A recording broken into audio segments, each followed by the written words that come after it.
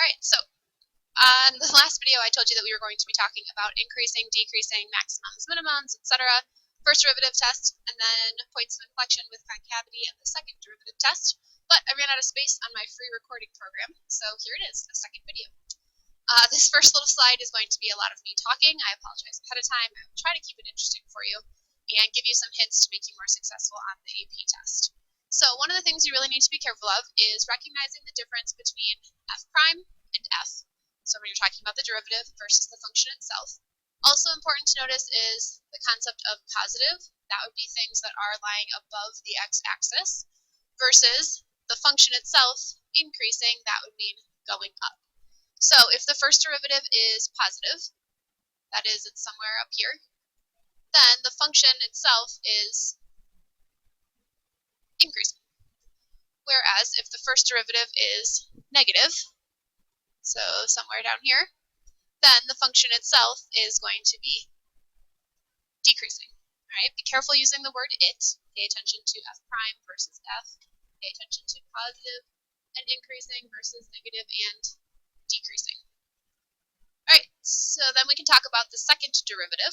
If the second derivative is positive, so that means it's above the x-axis, then our original function, f, is concave up. You can think concave up cup, or you can also think about the function smiling. However, if the second derivative is negative, so lying below the x-axis, then our original function f is going to be concave down or frowning. Alright, so first derivative test will allow us to find if our function is increasing or decreasing. Second derivative test allows us to tell if our function is concave up or concave down.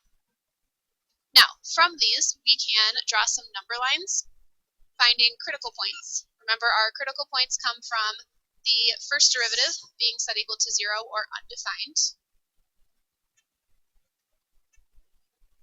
It's hard to set something equal to undefined, but you can kind of think in your head what makes this function undefined. Think about those values.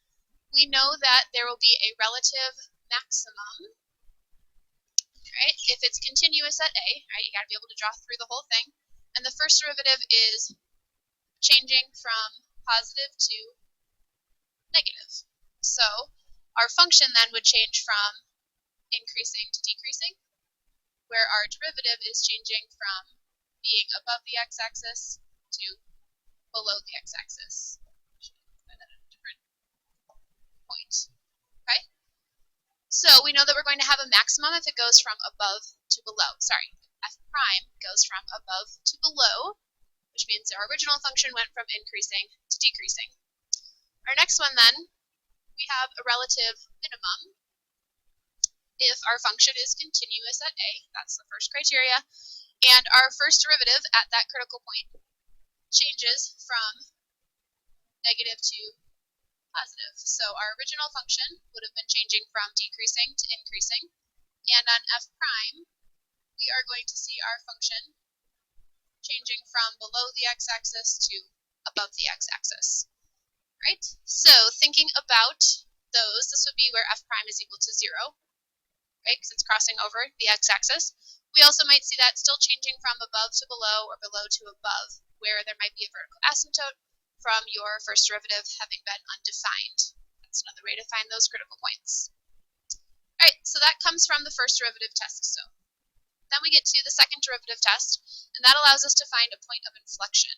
So a point of inflection will happen if f double prime changes from above to below, or below to above. So again, that would be on the graph of f double prime. And what that means for our original function is we would be changing in this first situation from smiling to frowning, right here. And in this second situation, we would be changing from frowning to smiling. Make sure that you know that finding a point of inflection and talking about the second derivative cannot tell us anything about increasing and decreasing. Increasing and decreasing only comes from the first derivative test. Okay? Our inflection points deal with the second derivative test. Increasing and decreasing only first derivative. What the second derivative test can help us with is finding those extreme values. So we know that if our graph is smiling, this first one talks about frowning. I'll go with that. If our original graph is frowning, which means that f double prime had been negative, and we know that there's a critical point or potential for extrema, then we know that that extreme value has to be a maximum. Because if the graph is frowning, then the top part is going to be a maximum.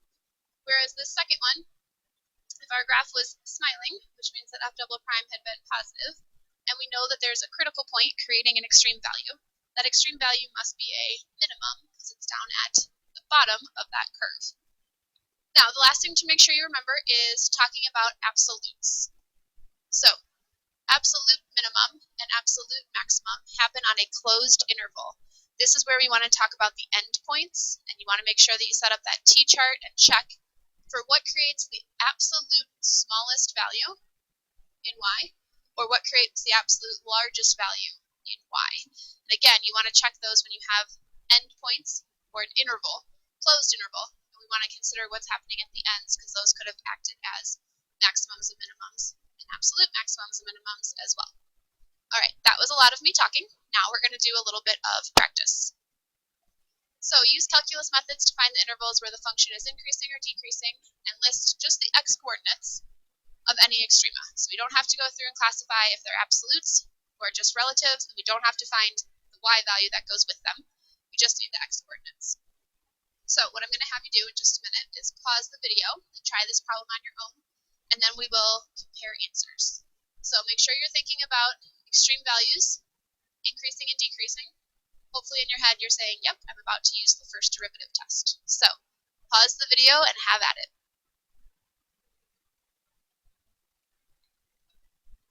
Alright, so now we're going to talk about the solutions. So again, we talked about the first derivative test. For this one, you're going to use the product rule. So we get this mess of a first derivative. Go ahead and check yours against mine. Then to clean that up a little bit, remember if there's a follow-up question, that's where you want to do some algebra. This we definitely do have a follow-up question. So I've cleaned up my first derivative, and now I'm looking to find the x-coordinates of any extrema. Well, in order to find extrema, I need to know where my first derivative changes from positive to negative, or negative to positive, because then my original function would have changed from increasing to decreasing, or decreasing to increasing. So I'm going to find those critical points by setting my first derivative equal to 0 or undefined. In this case, the only thing that makes this undefined is going to be thinking about our domain restriction. So they already told us that we're only talking about x's between negative 2 and 2. So they've taken care of the undefined part for us. Thinking about then the places where this is equal to 0, I can set this equal to 0 and move that x squared quotient to the other side. Then cross multiply, and we get, try not to reveal too much, I end up with x being equal to plus or minus the square root of 2. So then my next thing is to plot those on a number line to do an analysis. If I consider the first derivative, again I'm doing a first derivative test, so I want to test values into the first derivative. I find that my first derivative is negative, and then it changes to positive, and then back to negative. Now, as far as the number line goes for the AP test, you can draw them all you want, but AP will not look at that as a final justification for why things are happening. You will need to write a sentence, which we'll do in just a minute. So if I think about this being my f prime, that means that my original function was decreasing, then increasing, then decreasing. Again, the difference between those words, negative, positive, decrease, increase, is what level of function you're talking about. So the original question says find the increasing and decreasing intervals. Well, f is decreasing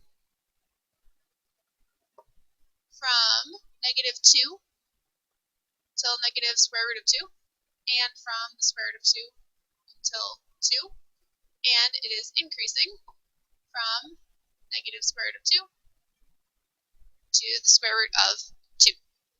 Alright, so our number line helped us to determine that. Alright, so the next question asked us to talk about the extrema. So if we think about our domain here, right, we're talking about negative 2 until 2. And because we have a closed domain, we do need to consider our endpoints and think about the candidates test. Now, we're not actually looking to classify if things are absolutes or relatives, but we do still need to list them as maximums and minimums and the types. So starting at negative 2, we're going to start at this endpoint and we are going to immediately decrease. So if you think about starting somewhere and immediately going down on our original function, that means there is going to be some sort of a max at x equals negative 2. Okay?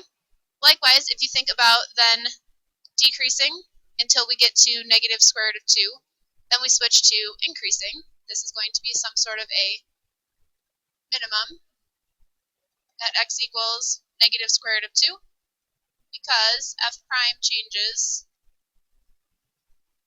negative to positive. That's how we want to write things for AP. Your sign chart cannot justify it for you. Then we know that if we were continue to increasing, and then we're going to switch to decreasing at square root of 2. So we have a max at x equals the square root of 2, because f prime changes positive to negative. And then we're going to decrease until we get to this final value here, which really, if I drew this more accurately, it's going to be more like up here. That's okay. So we are going to have a minimum at x equals 2. Now, these ones, right, because we're talking about those, it's not really because things are changing. You could maybe do a little bit of wordsmithing to explain it to AP about how you know that, but AP really just wants you to consider the fact that there could be extreme values at the endpoints. Now, remember that we only talk about the endpoints in terms of the extreme value test. So when we're talking about absolutes, in this case, because they give us a closed interval, we do need to consider them in our analysis. But it's not asking us to classify absolutes. So I want you to be aware that you would need to test them when you go and you set up your XY chart. Right? We want to show that we're testing negative 2, negative square root of 2, square root of 2, and 2. These are both going to be zeros, and this is going to be some sort of a negative number. This is going to be some sort of a positive number. So we know that they're not going to create absolutes, but you do still need to talk about them when you talk about extreme. I know that sounds like a very roundabout answer, but just trying to get you to recap and think about your endpoints. All right, sorry this was a little bit lengthier than I wanted it to be. We'll talk more about maximums, minimums, increasing, decreasing, concavity, how to sketch graphs, all of that stuff over the next couple of weeks.